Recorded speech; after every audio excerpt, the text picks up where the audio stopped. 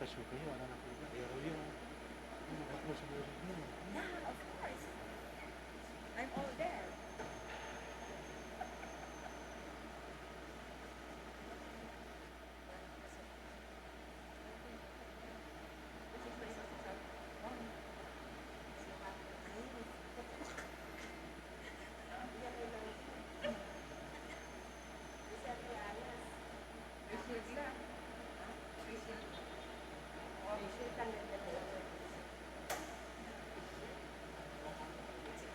Sabi ba? Sabi ba?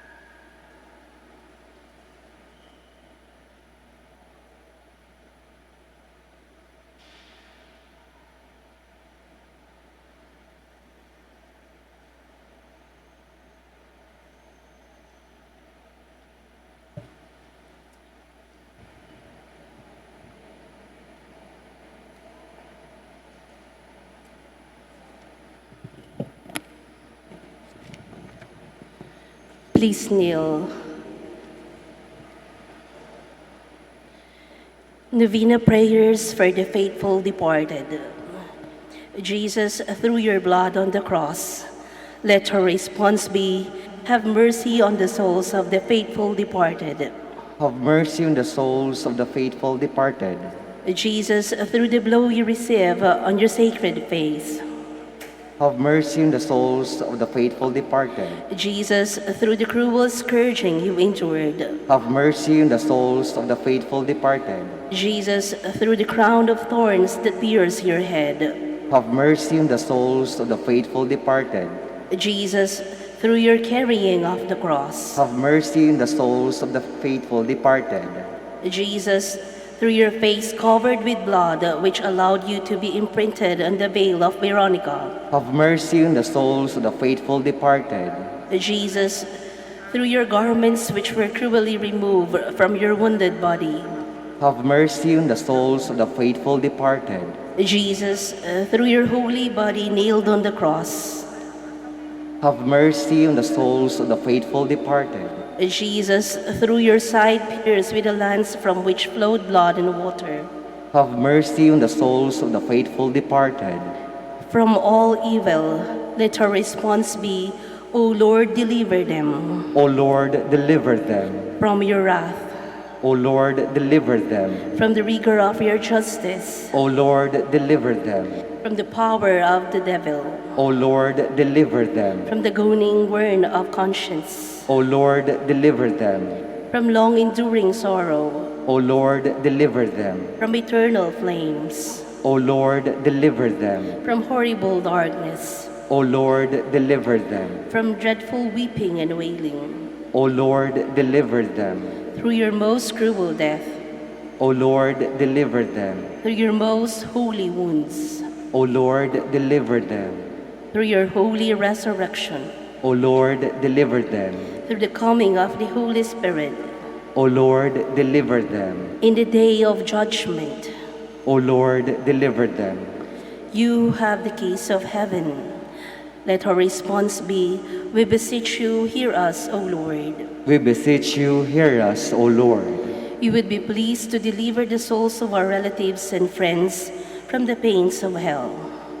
We beseech you, hear us, O Lord. You who would be pleased to grant them all the pardon and remissions of all their sins. We beseech you, hear us, O Lord. You who would be pleased to fulfill all their desires. We beseech you, hear us, O Lord. You who would be pleased to receive them into the company of the blessed. We beseech you, hear us, O Lord. Lamb of God, who takes away the sins of the world. Grant unto them eternal rest. Lamb of God, who takes away the sins of the world. Grant unto them eternal rest. Lamb of God, who takes away the sins of the world. Grant unto them eternal rest.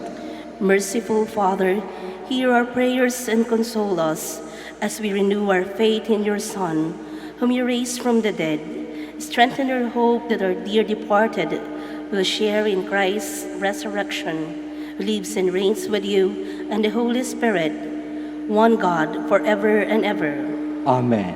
Eternal rest grant unto them, O Lord. And let your perpetual light shine upon them. May they rest in peace. Amen. In the name of the Father, and of the Son, and of the Holy Spirit. Amen. Please be seated.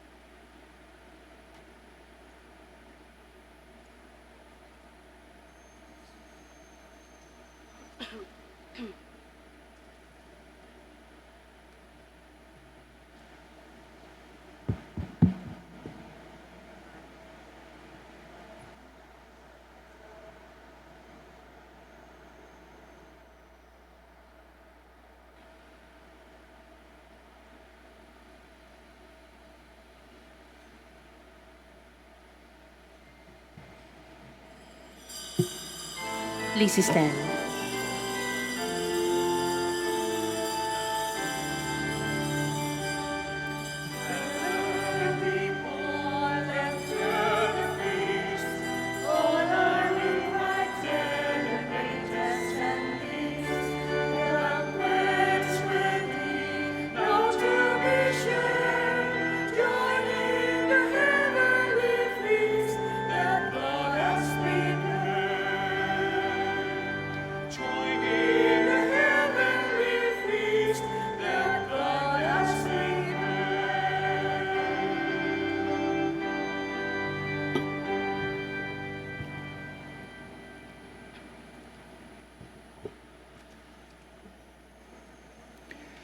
In the name of the Father, and of the Son, and of the Holy Spirit. Amen. The grace of our Lord Jesus Christ, and the love of God, and the communion of the Holy Spirit be with you all. And with your spirit. Good afternoon, Good afternoon, and Father. welcome to this Mass being celebrated in the shrine of Our Lady of the Rosary of Manaoag. And to be worthy to offer this holy sacrifice of the Mass, we prepare ourselves by calling to mind our sins, and we ask God's mercy and forgiveness.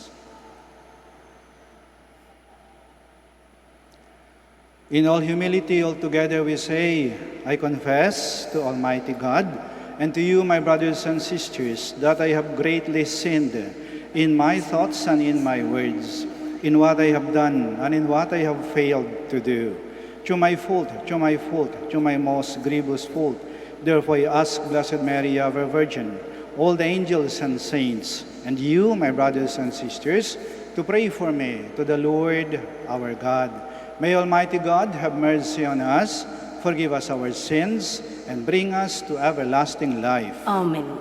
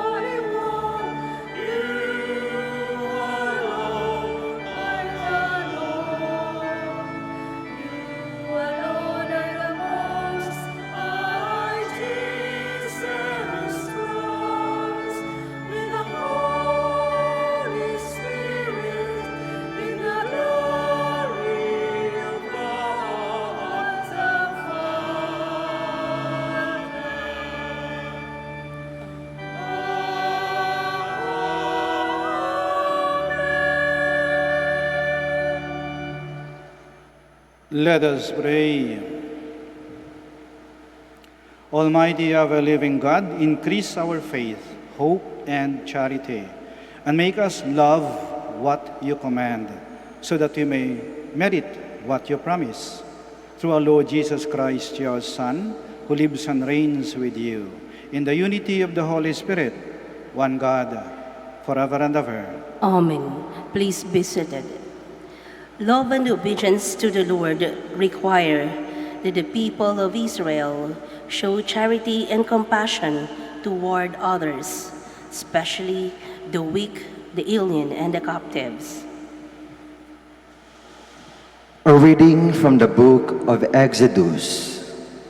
Thus says the Lord, you shall not molest or oppress an alien, for you were once aliens yourselves in the land of Egypt.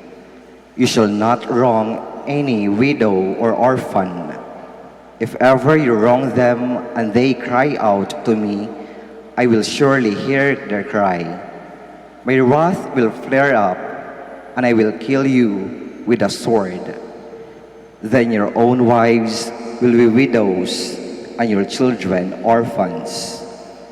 If you lend money to one of your poor neighbors among my people, you shall not act like an extortioner toward him by demanding interest from him. If you take your neighbor's cloak as a pledge, you shall return it to him before sunset. For this cloak of his is the only covering he has for his body. What else has he to sleep in? If he cries out to me, I will hear him, for I am compassionate. The word of the Lord. Thanks be to God. I love you, Lord, my strength. I love you, Lord, my strength. I love you, O Lord, my strength. O Lord, my rock, my fortress, my deliverer. I love you, Lord, my strength. My God, my rock of refuge, my shield, the horn of my salvation, my stronghold. Praised be the Lord, I exclaim, and I am safe from my enemies. I love you, Lord, my strength. The Lord lives, and blessed be my rock, extolled be God, my Savior. You who gave great victories to your King and showed kindness to your anointed. I love you, Lord, my strength. Because they welcomed the apostles' preaching of the gospel and remained faithful to it despite all trials, the Thessalonian Christians became a model to other believers. Paul writes to encourage them further. A reading from the first letter of St. Paul to the Thessalonians. Brothers and sisters, you know what sort of people we were among you for your sake, and you became imitators of us and of the Lord, receiving the word in great affliction with joy from the Holy Spirit, so that you became a model for all the believers in Macedonia and in Achaia. For from you the word of the Lord has sounded forth not only in Macedonia and in Achaia, but in every place your faith in God has gone forth, so that we have no need to say anything. For they themselves openly declare about us what sort of reception we had among you, and how you turned to God from idols to serve the living and the true God, and to await his Son from the heaven, whom he raised from the dead, Jesus, who delivers us from the coming wrath. The word of the Lord. Thanks be to God. Please stand.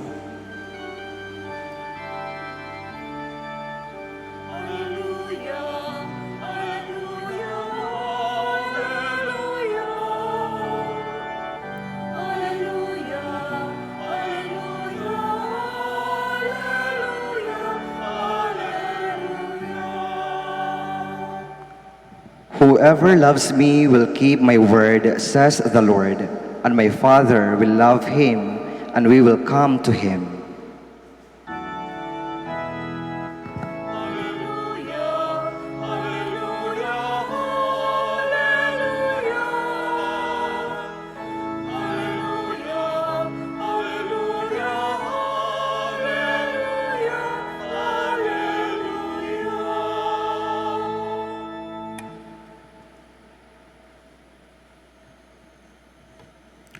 The Lord be with you. And with your spirit.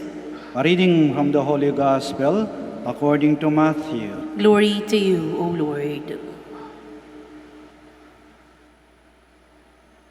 When the Pharisees heard that Jesus had silenced the Sadducees, they gathered together, and one of them, a scholar of the law, tested him by asking, "Teacher, which commandment in the law is the greatest?" And he said to him, "You shall love the Lord your God with all your heart, with all your soul, and with all your mind. This is the greatest and the first commandment. The second is like it. You shall love your neighbor as yourself. The whole law and the prophets depend on these two commandments." The Gospel of the Lord. Praise to you, Lord Jesus Christ. Please be seated.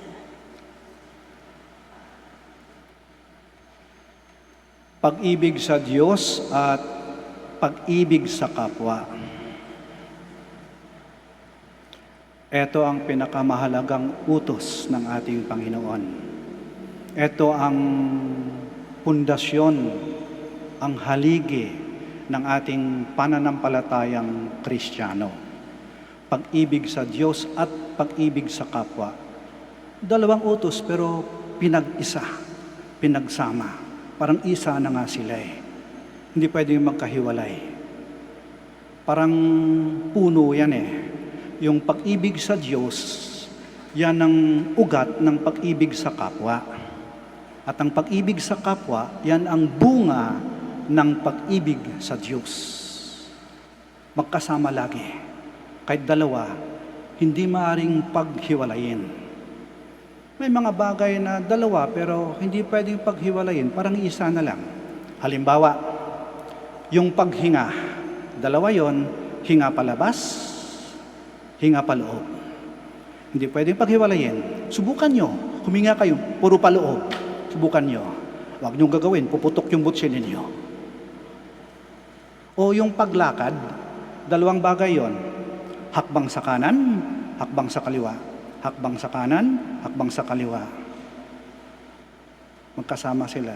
Hindi mo pwedeng sabihin, ay, lalakad ako, hakbang ko lang yung puro kaliwa. Hindi yung lakad. Palukso-lukso na parang kangaroo. Pag-ibig sa Diyos at pag-ibig sa kapwa. Yan ang pundasyon ng ating buhay Kristiyano.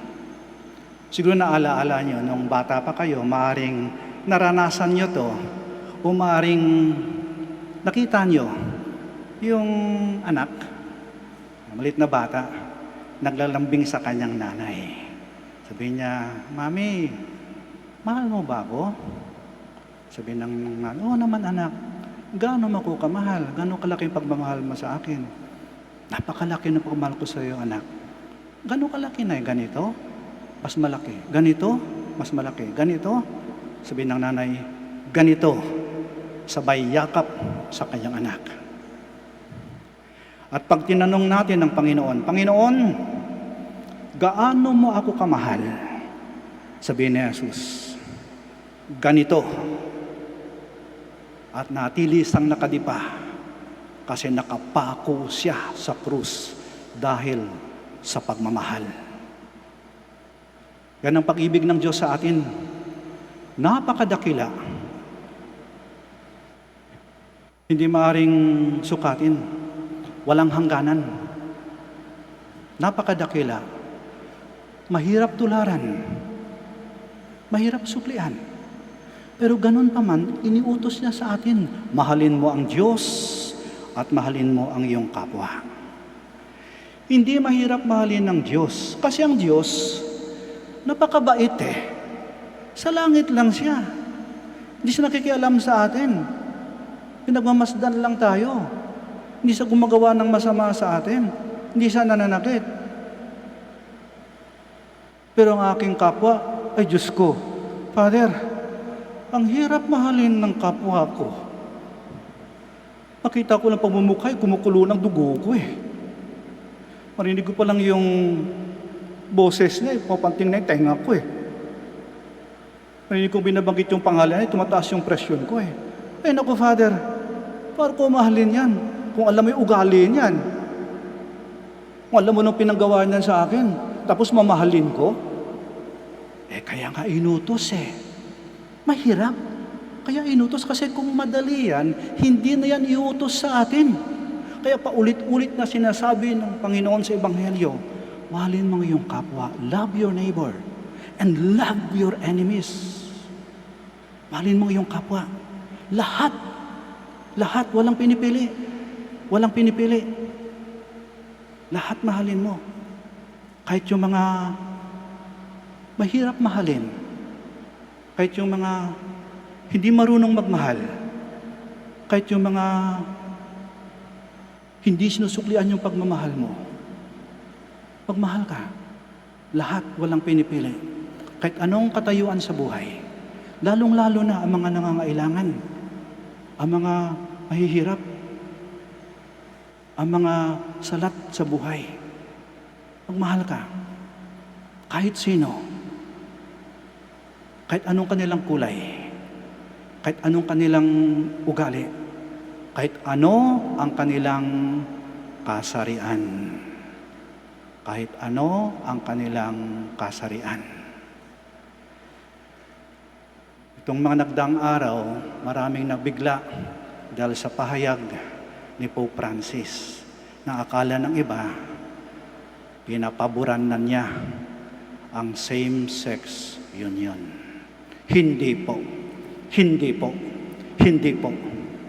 Kailanman, hindi sisirain ng Santo Papa ang kasagraduhan ng sakramento ng kasal sa pagitan ng isang babae at isang lalaki. Nagkaroon lamang ng kaguluhan dahil sa pagsasalin, kasi ang orihinal na pahayag ng Santo Papa ay sa wikang Espanyol.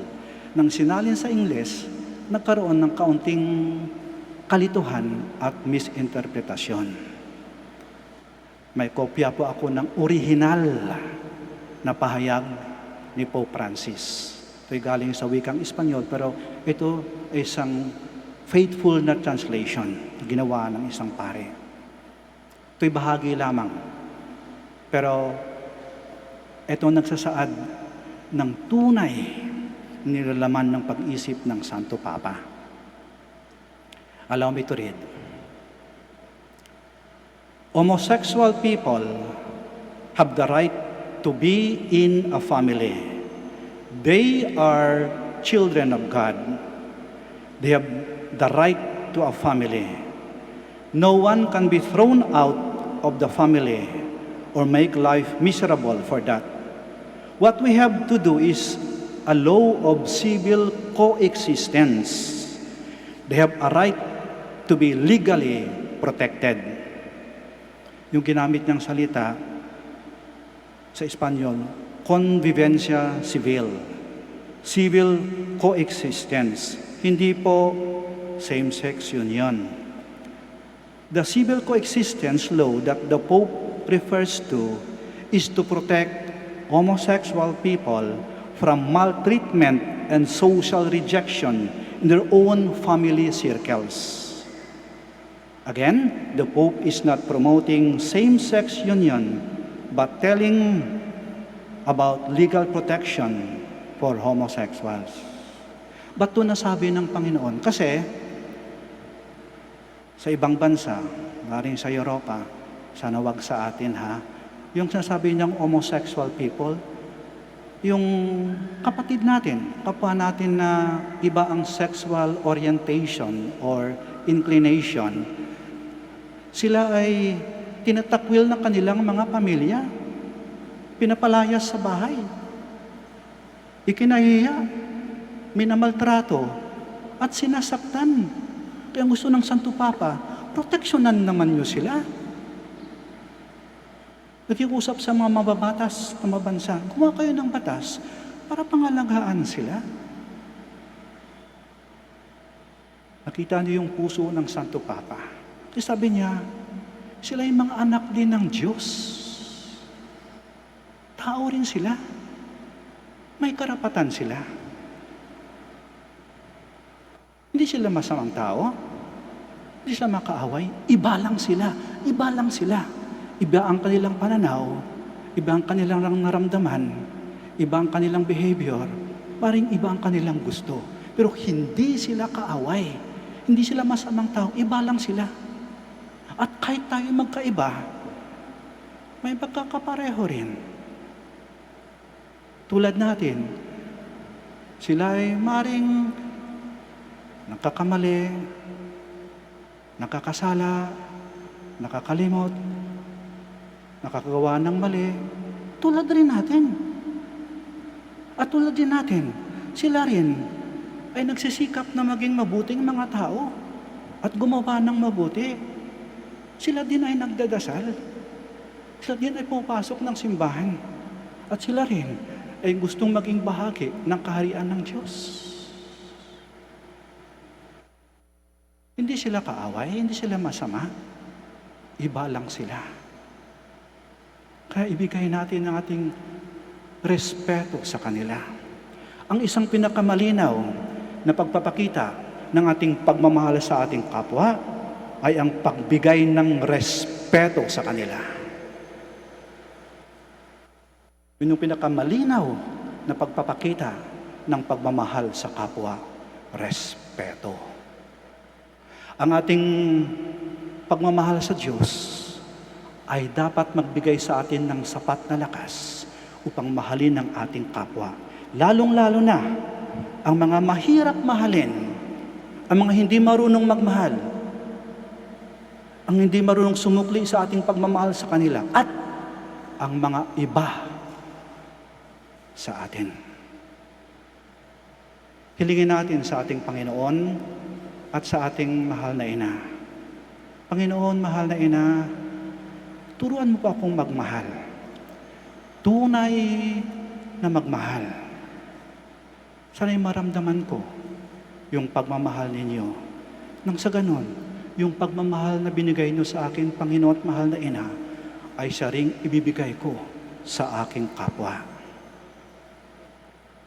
Sana'y kahit tao lang ako, matularan ko ang pagmamahal ni Jesus.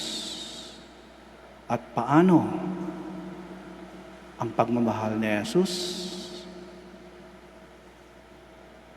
Eto, natiling nakadipa, nakapako sa krus dahil sa pagmamahal. Sitayo po tayo. Let us profess our faith. I believe in one God, the Father Almighty, maker of heaven and earth, of all things visible and invisible. I believe in one Lord Jesus Christ, the only begotten Son of God, born of the Father before all ages, God from God, light from light, true God from true God, begotten, not made, consubstantial with the Father. To him all things were made. For us men and for our salvation he came down from heaven, and by the Holy Spirit was incarnate of the Virgin Mary, and became man. For our sake he was crucified under Pontius Pilate. He suffered death and was buried, and rose again on the third day in accordance with the Scriptures. He ascended into heaven, and is seated at the right hand of the Father. He will come again in glory to judge the living and the dead, and his kingdom will have no end. I believe in the Holy Spirit, the Lord, the giver of life, who proceeds from the Father and the Son, who with the Father and the Son is adored and glorified, who has spoken to the prophets. I believe in one holy, Catholic, and Apostolic Church. I confess one baptism for the forgiveness of sins, and I look forward to the resurrection of the dead and the life of the world to come. Amen. Our gospel teaches us the greatest commandments of love. Love of God and love of neighbor.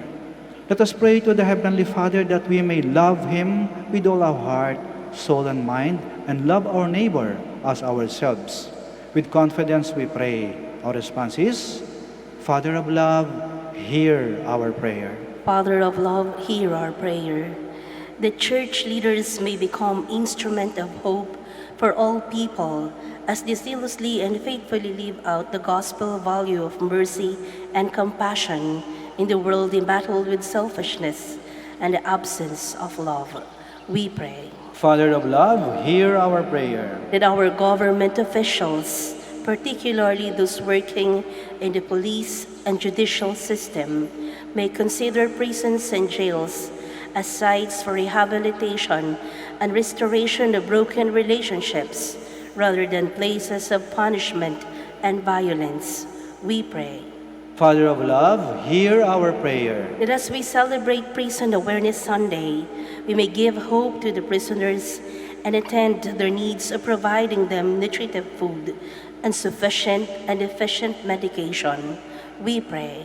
Father of love, hear our prayer. That those victims of injustice, terrorism, and crime receive proper care and support from the government and social workers so that they too may obtain healing and justice. We pray. Father of love, hear our prayer. That the sick, especially those who are suffering from grave illnesses, and the dying of this day may be comforted by the loving embrace of God's peace. We pray. Father of love, hear our prayer. Let us pray for the urgent concerns of our community and our personal intentions.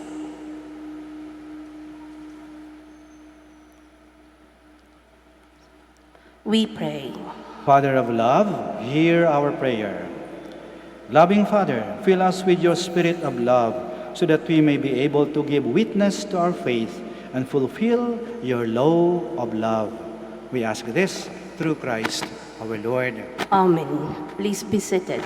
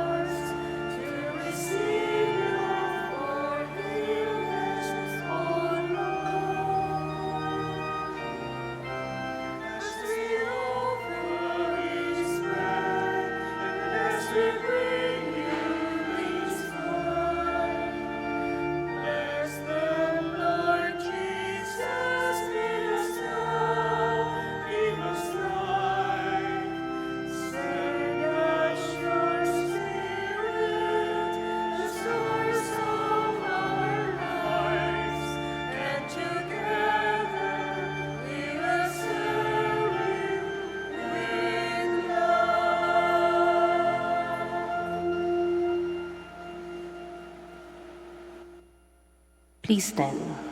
Pray, my dear friends, that our sacrifice may be acceptable to God, the Almighty Father. May the Lord accept the sacrifice at your hands for the praise and glory of his name, for our good and the good of all his holy church.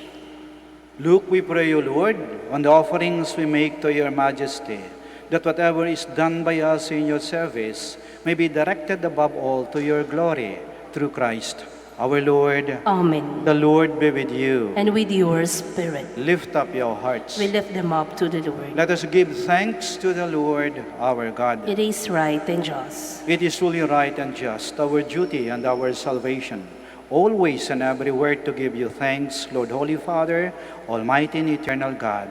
For when your children were scattered afar by sin, through the blood of your Son and the power of the Spirit, you gathered them again to yourself, that the people formed as one by the unity of the Trinity, made the body of Christ and the temple of the Holy Spirit, might to the praise of your manifold wisdom be manifest as the church. And so in the company with the choirs of angels, we praise you, and with joy we proclaim,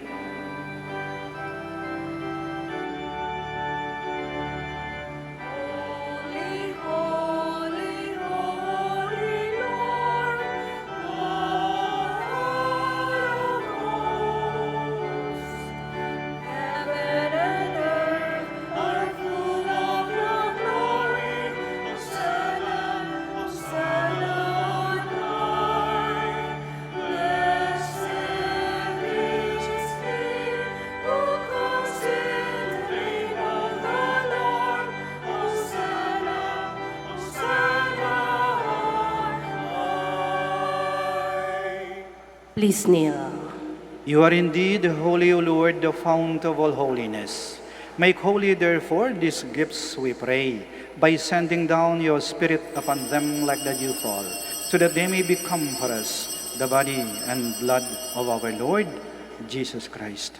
At the time he was betrayed and entered willingly into his passion, he took bread, and giving thanks, broke it, and gave it to his disciples, saying, "Take this, all of you, and eat of it, for this is my body, which will be given up for you."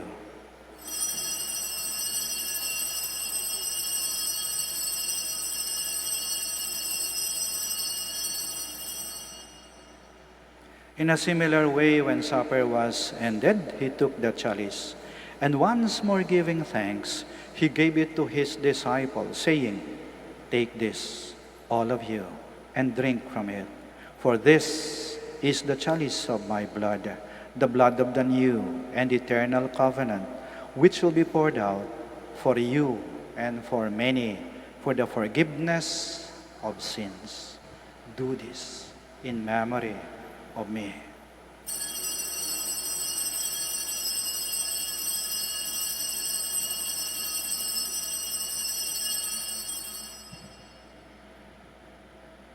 The mystery of faith.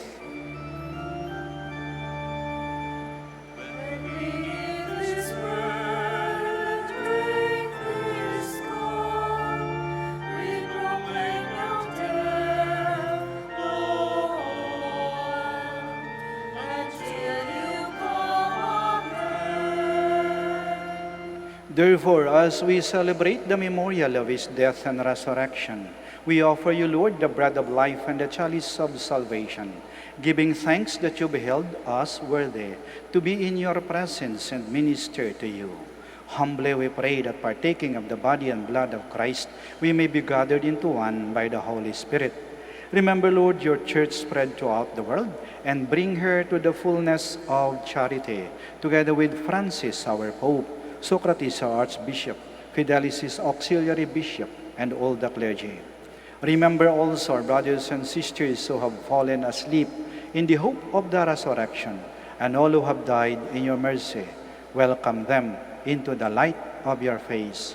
Have mercy on us all, we pray, that with the Blessed Virgin Mary, Mother of God, with blessed Joseph, her spouse, with the blessed apostles, and all the saints who have pleased you throughout the ages, we may merit to be co-heirs to eternal life, and may praise and glorify you to your Son, Jesus Christ.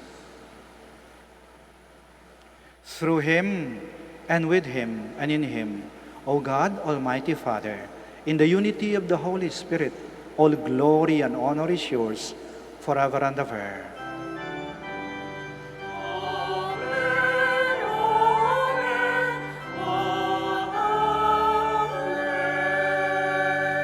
Please stand. Now, in loving confidence, we pray to our Father in the words Christ taught us.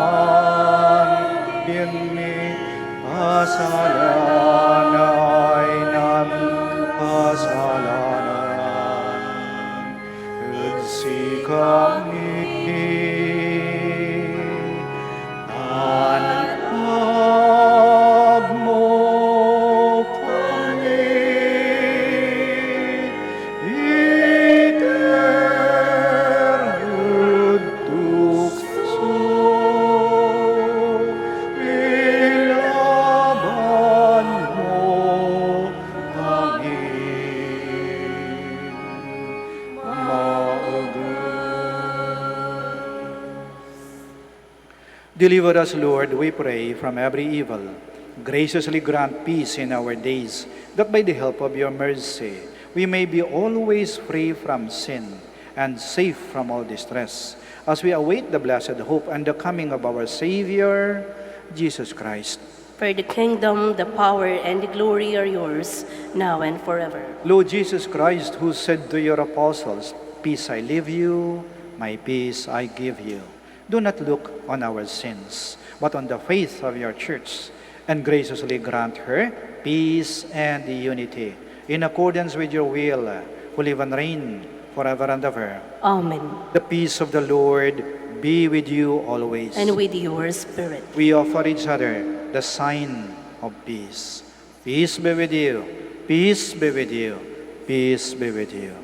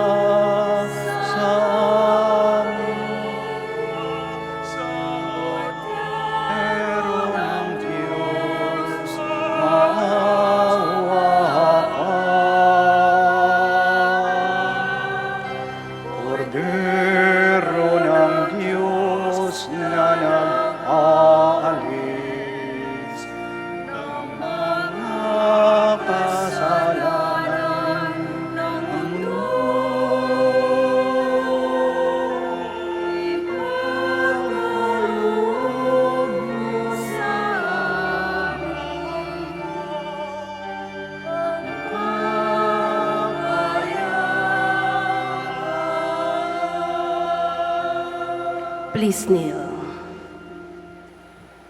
Here is Jesus Christ, the Lamb of God, who takes away the sins of the world.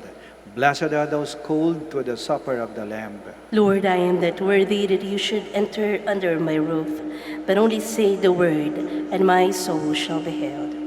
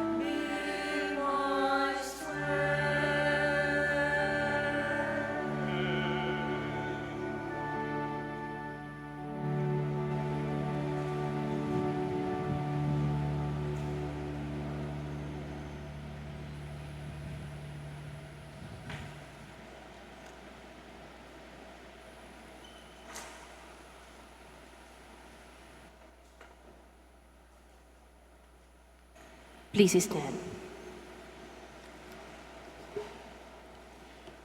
Let us pray.